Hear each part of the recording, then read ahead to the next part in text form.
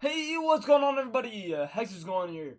Real quick before this video starts, only 12.1% of you are subscribed. So if you like my videos, please click the subscribe button, as it truly does help out, as it shoves my channel into the YouTube algorithm, allowing more to see my content. And now with that out the way, today we are going to do a review on Cruella.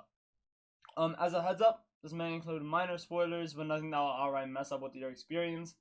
Plus, it's a Disney movie, so I mean, like, it's pretty predictable. I'm not going to lie. But with that out of the way, let's get into this. Starting out with the goods, and then moving to the bads. Let's go! Okay, so to start off with the goods, the second and third act of the movie were actually pretty solid. I especially enjoyed the second act, and it was just a fun second act. It was just, I don't know how to describe it. It was good. It was a good second act. With the third act being decent, but nothing special, nothing to write home about. Next, I'd also like to mention how there was a great cast that worked incredibly well in their roles, and that coupled with like pretty solid writing for the second and third act of the film helped this movie a lot. Now, I want to jump into the individual character Cruella, which is literally why we're watching this film, why I'm reviewing it. Disney managed to make her a likable character. I don't know how you do that. But they did. And her motivations of the movie made sense. And yeah. But on a side note, I don't know if this Cruella is the exact same one that we see in 101 Dalmatians, because she doesn't kill the dogs. Like she actually at the end of the film has the Dalmatians and takes care of them. So I don't think that this is the same Cruella, just because Cruella in the original one in 101 Dalmatians is fucking brutal, dude. So yeah, so with that, I don't know if this is the same Cruella.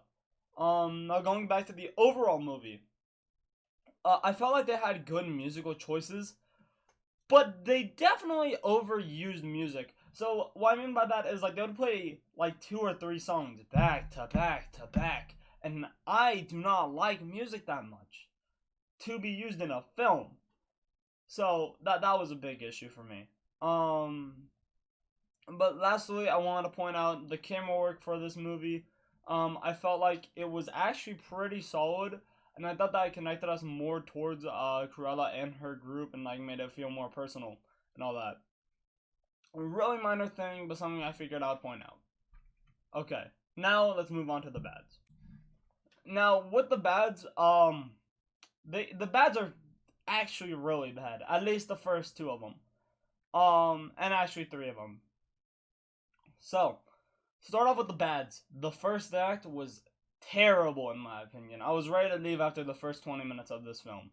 But it costed like $20, everything included. So I'm like, fuck that. I'll sit through it. Because at least I get to make a review. So I don't know what happened with the first act, because the other 2 acts were very, very solid. But the first act was garbage. Like it literally sucked so bad. It made me not want to watch the rest of the film, and that's rare for a movie to do that. Fucking Fast and Furious, which I'm going to review. I already watched it. I actually watched it before this one. I just haven't gotten around to reviewing it. Even though that movie was bad, at least I wanted to like sit in the theater and watch it, just because it was like a stupid bad. This was just bad. Yeah. So the movie also had a bad villain. The villain is the Baroness. Fucking basic ass villain. Like literally could not be more basic. And this character is just bad for the sake of being bad. And that's a trait that I hate in villains. I like being able to partially relate to villains. That's why I like Thanos. Obviously, I'm not expecting like a, oh wow, I can relate to this person like Thanos. Nah. Thanos, he's a terrible fucking being, but at least he has relatable goals. This one is just bad for the sake of being bad. Here's a quick spoiler. This was tweeted about on Twitter like the day of the release. She's responsible for the girl's kinda mother dying, which is the most bad for the sake of being bad thing I can think of. And yeah, so I also mentioned this before. This one isn't that major, but they overuse music with too many songs being played like back to back. But I will say, some songs were used appropriately, timing-wise, so I can't knock it too much. Um, Another minor thing to me is just how the dogs looked when in motion. Um, I know they're CG.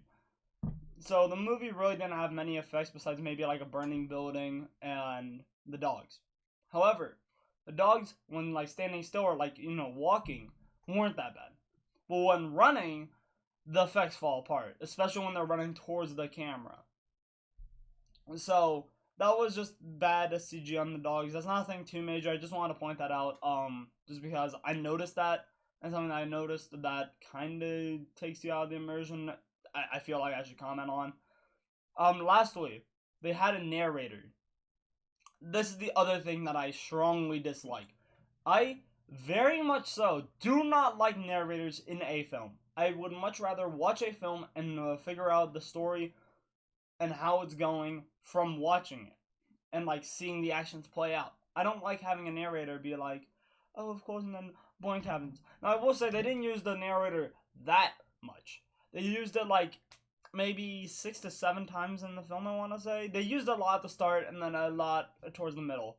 The end only had like 1 or 2 narrations. But, goddamn was it annoying, and I just did not like that.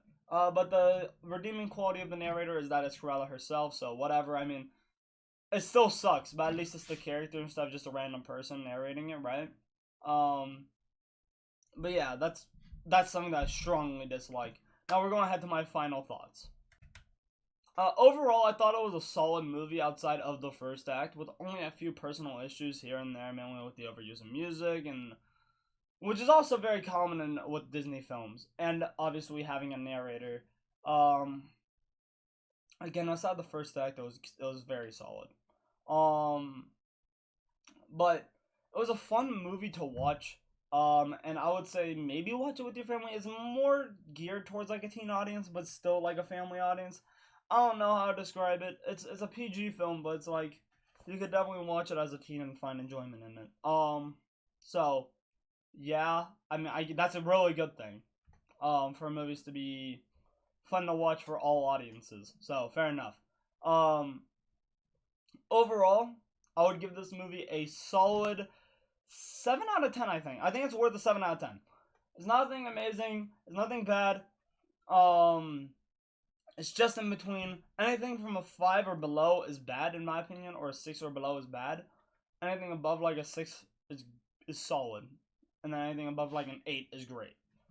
So I wouldn't necessarily recommend you go out of your way to watch this film, but if there's nothing else that you are interested in at the theaters, might as well go see this film. You might enjoy it. I enjoyed it outside the first act. It was a solid film, and yeah. So, thank you guys so much for watching this video. See you guys later. Peace out, everybody.